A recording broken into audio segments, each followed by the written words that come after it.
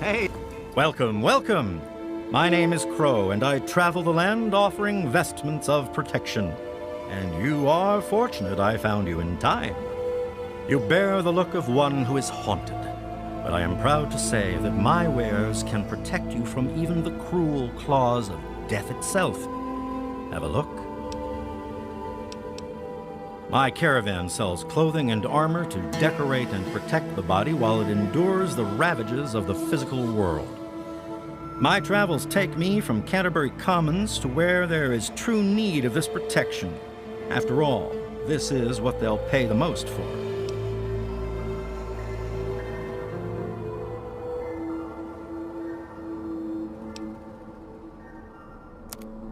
Have a look. See if anything calls out to you.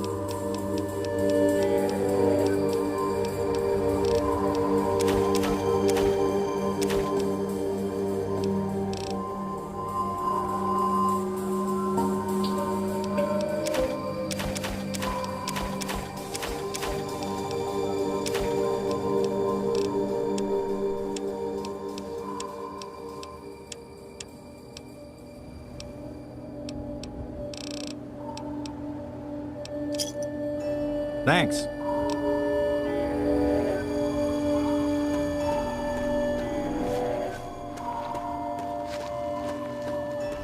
Keep it on the level, and everything will be fine.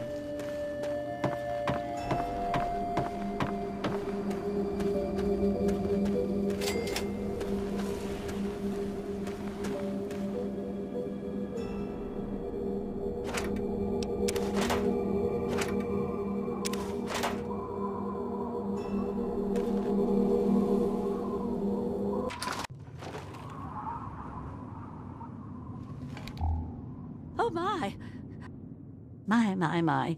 You certainly do look a little bit worn out from your travels. Oh, just look at my terrible manners. I'm Agatha. It's so nice to meet you. Now, what brings you all the way out here? Oh, don't worry about me. I'm just fine out here. My husband, rest his poor soul, saw to it that our house was well protected from the elements and the inhabitants of the wastes.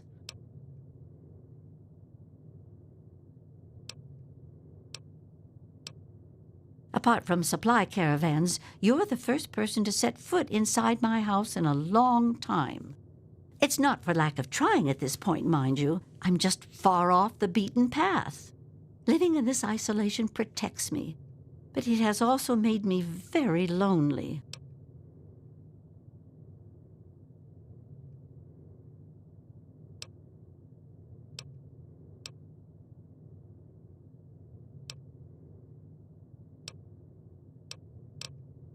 Oh, goodness, no. I have a supply caravan that passes here maybe once a week. I trade with them for whatever I need, and I stock up enough till they return.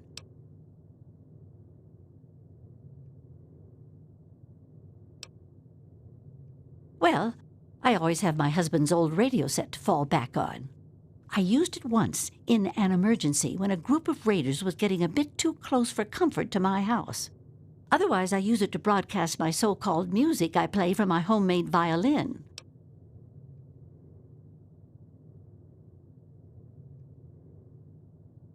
Oh, you are a clever one. Yes, that's exactly the problem that I have with it. It doesn't quite play all of the notes correctly, and I have to constantly tinker with it. Yes, my husband was very proud of the setup. He tinkered with that thing for years to get it working. I've tried to use it to get whatever I need, but I've never gotten a reply.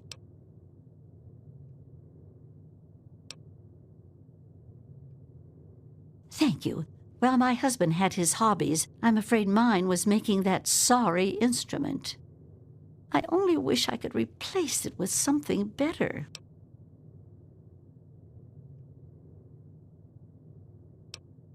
But now that you mention it, yes, there is. My training depends on my violin. Without it, I have nothing to play, no way to make music. If you can bring me a violin, a better one, I'd feel much more secure. Yes, very sad, isn't it? Sad to think that no more musical instruments will ever be made the old way ever again. Well, fortunately, I know where perhaps the last real violin in the world exists. If you give me your word that you will recover it, I will tell you more.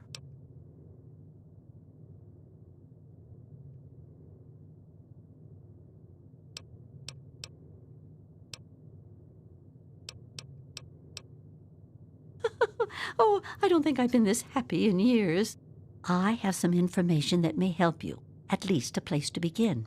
It all starts with my great-great-grandmother back in 2077 before the bombs fell.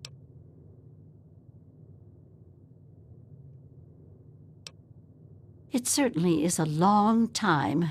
That precious instrument has been through a lot. Anyway, Hilda was quite a special woman, classically trained and exceptionally talented at the violin. Her pride and joy was her Stradivarius violin. I can only imagine how exquisite this instrument must have been.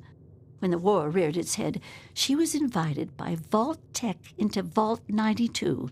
They claimed the vault would be dedicated to preserving musical talent.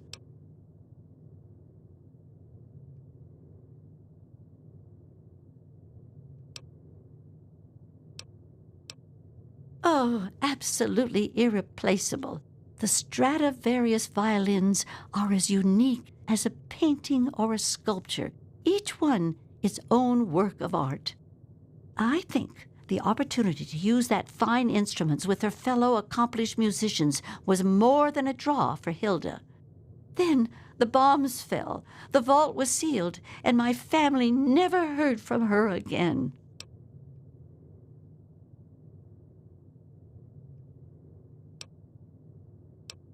She kept it in a special pressurized case.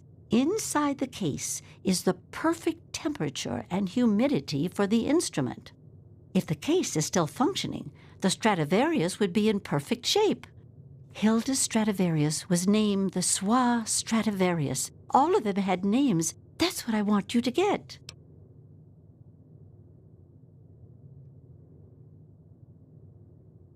That's the catch. I have no idea where it is. I'd suggest making your way to Vault Tech headquarters in the D.C. ruins. That would be a good place to begin. Good luck! She was quite a special woman.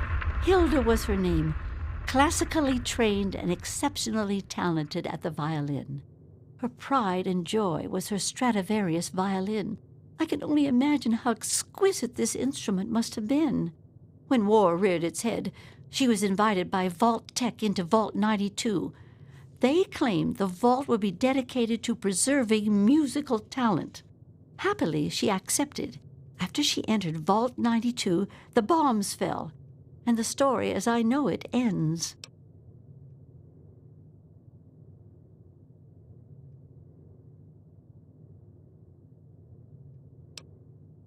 Not too much, I'm afraid. It was fabricated way back in 1714 by a famous Italian craftsman named Antonio Stradivari. He had made a bunch of Stradivarius violins, actually, and each one was individually named over time to identify them. They are regarded as the most outstanding instruments ever made, and no two sound alike, they say. Incredible! Since the bombs fell laying waste to most of the world, it may be safe to say that this could be the last surviving violin of its kind.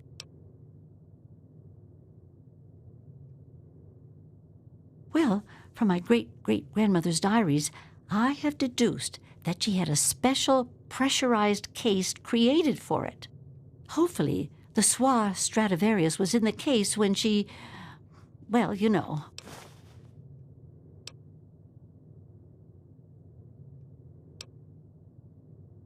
Well, okay. I'm sorry. I wish I did. All I know is that Vault Tech intended it to be a protective environment for the world's musical talent. When the bombs fell, the vault was sealed, and the rest is a mystery. Perhaps when you find it, you can find some sort of a record of what occurred inside.